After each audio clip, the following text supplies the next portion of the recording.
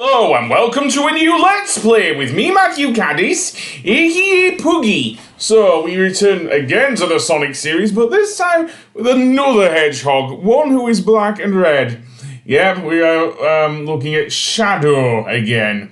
In this case, a much better game than Shadow the Hedgehog. And no, I'm not playing Sonic Generations, I'm playing Shadow Generations. Yes.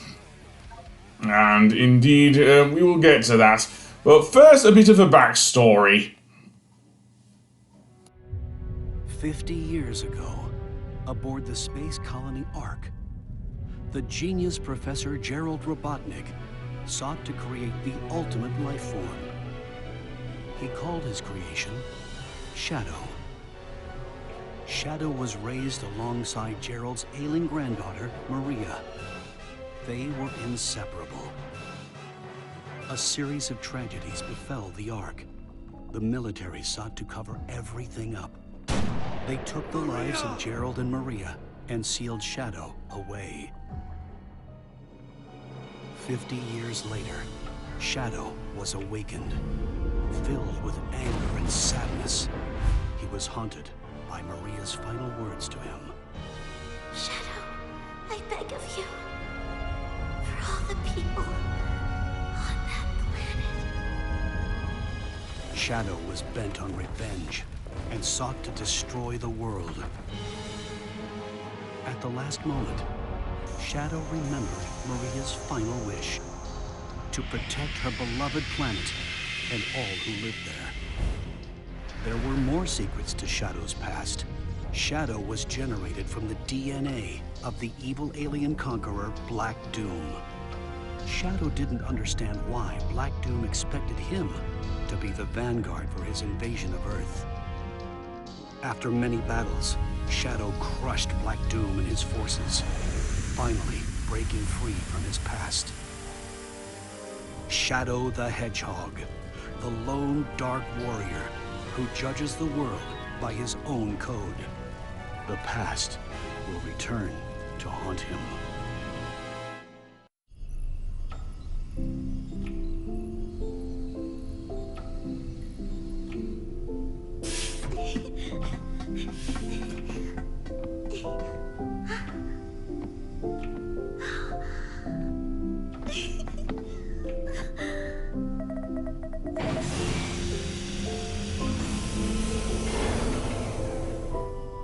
Can we wake him up now?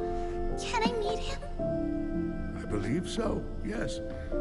It is time to awaken the ultimate life. Welcome to the world, Shadow the Hedgehog.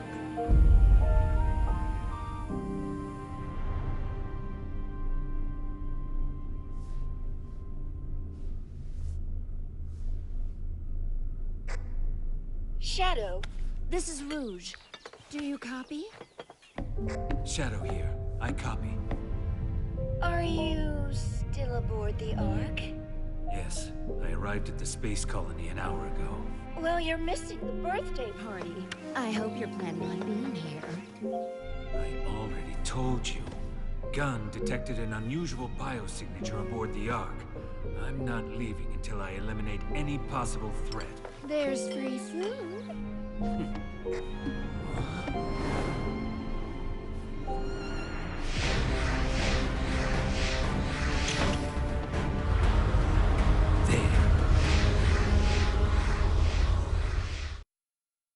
Oh, like with Sonic Generations, we actually start off in the first level straight away, which is the Space Colony Ark. And yes, this is actually a really good beginning level anyway, because this is where it all began for Shadow, of course. And Shadow does have a few tricks up his sleeve. Yes, he comes with the homing attack, however, he can also use Chaos Control right off the bat. Once he builds up his energy and whatnot, so yeah, we'll get to that in a moment. But for now, yeah, if you want, the gameplay is honestly fairly similar to actually Shadow the Hedgehog on the PS2, GameCube, etc., and Xbox. We'll get to that in a moment, except there's no guns, of course. once you build up enough energy, or Chaos Energy, if we're going by the Sonic 3 movie, we will be able to use Chaos Control in-game. And its uses are probably one of my favourite things about Shadow Generations. Though they are best used in specific situations, as we'll see in a moment, because we're just boosting through the level. And as I say, here is where I did use Chaos Control. Perhaps wrongly here, but yeah, it's activated with the L2 button. I really should have boosted through here rather than just using Chaos Control or whatever. So yeah, I could have used it to actually cross the gap there, but yeah, we'll get to that. So here we will actually need to use Chaos Control, and I don't know what the hell happened there.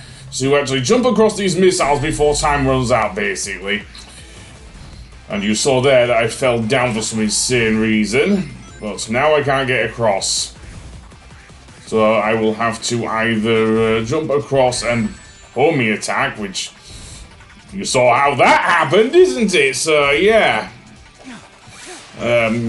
Or fill up my gauge again, which isn't always great, but never mind, never mind. Another thing I've noticed, I do like the remix of Final Rush here. And yes, here's Chaos Control in action. Basically, it kind of works like the Dagger of Time in the Prince of Persia games. Time slows down for a short period of time, meaning Shadow can easily avoid any obstacles.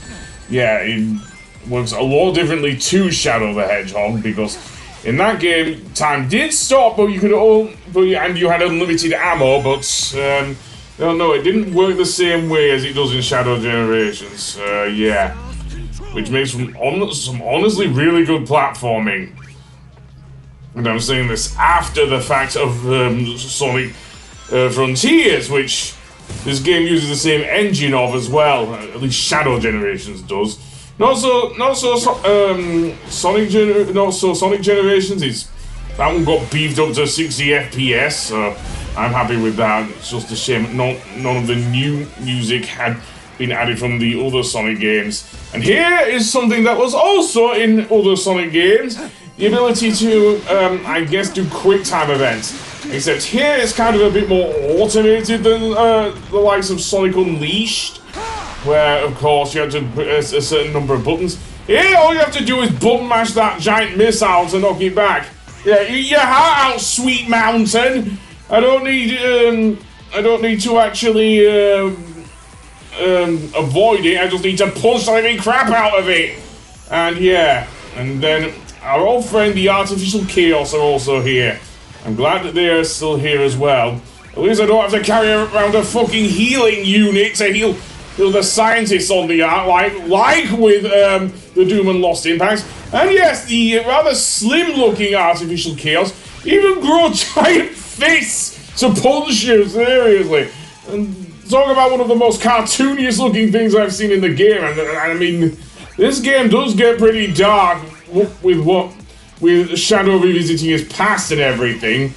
But more on that in a moment. But yeah, it seems that the Artificial Chaos did survive here, seemingly. But yeah, never mind that. We will grow through this level and not miss one match. And indeed, yeah, another thing I like about Shadow, the aiming on the springs is a lot better than I've seen in most recent Sonic games. Seriously, and was that Black Doom? Or at least Doom's Eye? Yeah, and he starts warping time and space to, believe it or not, one of the most, a level that was in the DS version of Sonic Generations. Radical Highway! Except it's kind of gone all, dare I even see it, mirror dimension shit here, seriously. Yeah, so now, does Black Doom have the Time Stone or something? Or the Eye of Agamotto at least, because he didn't have these powers in the... Well, actually, no, he did. He did in Shadow the Hedgehog. But, yeah, it looks all mirror dimensional and stuff from Doctor Strange level. But never mind that. Again, to get through the Radical Highway portions, yes, we will be revisiting Radical Highway a good number of times throughout the game.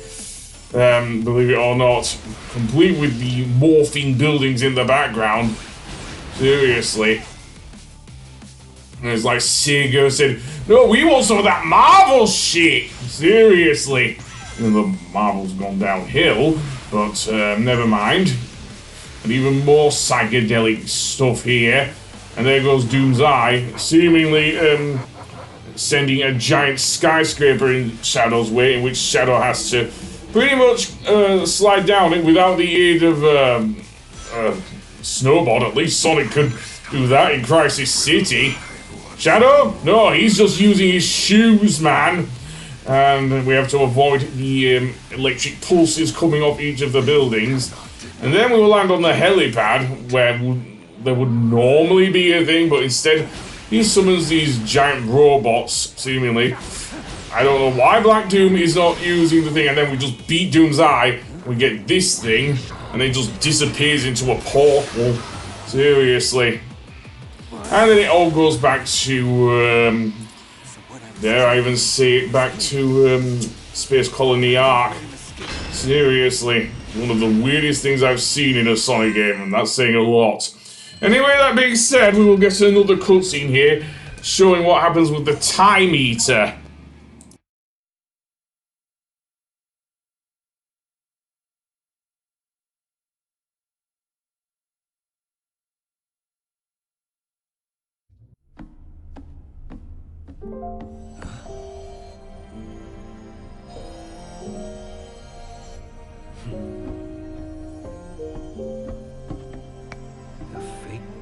Emerald Tails made to foil the Doctor's plans. Even I have a hard time distinguishing between the two of them.